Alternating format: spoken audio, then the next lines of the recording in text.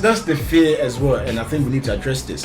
We've had a lot of people come out, prominent people in the community in Ghana, coming out saying that, look, if we accept this CSE, we're opening up ourselves to the LGBT community, more or less, for children to be taught about gay and lesbianism, which again is a no-go area in Ghana. To be honest with you, those who are trying to impose their belief system, you understand, and claiming to be the custodians of how Ghanaians, we've elected politicians for God's sake. And by election, we've put our fate and destiny into their hands. And these people work with professionals who have come with something that they feel is good for our future. And unelected people, in the name of religion or whatever, are coming to tell people what to do. But it's just not religious, but it's also cultural bodies. Which culture? I'm coming. Which culture? The culture of a pagan? No, it's not. These people are pagans, for God's sake. But in the Akan City states, where was the Akan City states? Where was there a story about homosexuality being in the culture? Because you pointed on this to say that. No, I am patient. You're saying that it's the religion. It's also the culture. So where in our culture does it embrace and celebrate homosexuality? You see, these people are using their religious book to be threatening us with Sodom and Gomorrah. And we are telling them that if you go to Holland, in fact, they are there. If God wants to destroy, you should destroy that one first. I'm not disagreeing that there should be or shouldn't be sex education. Of course there should be. But as I said, it's the right time. Sometimes they use the LGBT issues to start jumping and falling on themselves. As if the LGBT people are going to be imported. They are Ghanaians, for God's sake.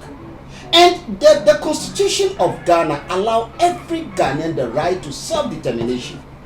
Right, but then it's prohibited in Ghana. No. Yes. I don't know. In Ghana. And they said, they call it carnal knowledge.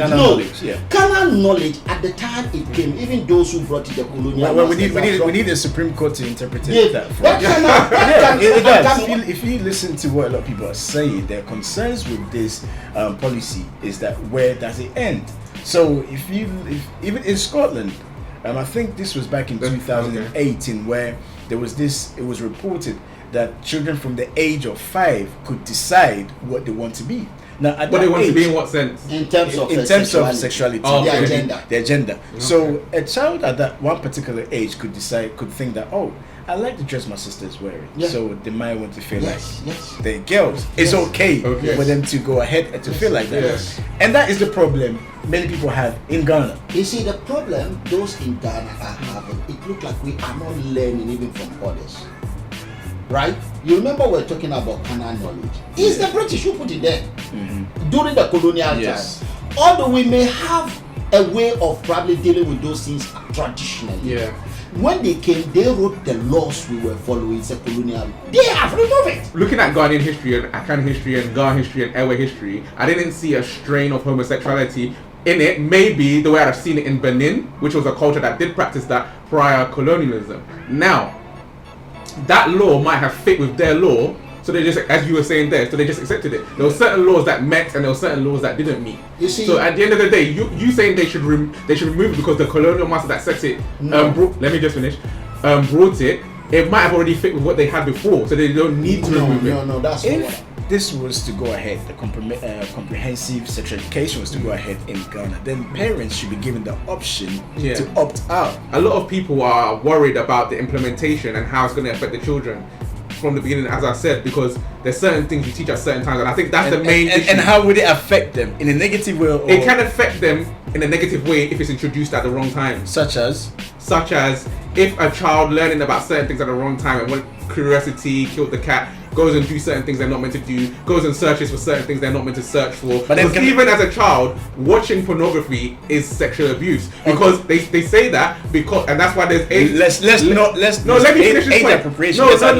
Let me finish this point, because they say that it's sexual abuse for a child. It's going down by itself.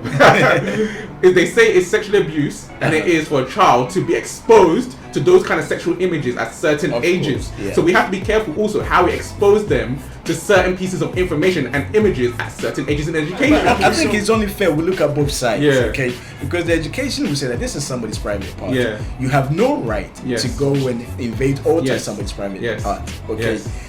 And I'm sure that children And many children are taught that. And many children are taught that. So the notion or your narrative is that if they're taught this, they're more likely to go and perform it. No, I said if they're taught it at the wrong time, with the wrong information, they're more likely to go and do certain things they're not meant to do at certain times. If they've been educated, they've been educated. No, if you're educated with the wrong information at the wrong time, it can. But how is that wrong information? The wrong information at the wrong time is. What is the wrong information? That's what I'm coming to tell you. So you're asking me. So the wrong information at the wrong time, if it's giving you at the wrong time, it can transform into a wrong act. Where did you get your education? Now, in your time. Where did you get your education? Of course, Ghana. No, but where? Like the sexual education? In the gutter. In the gutter. In the ghetto. So where?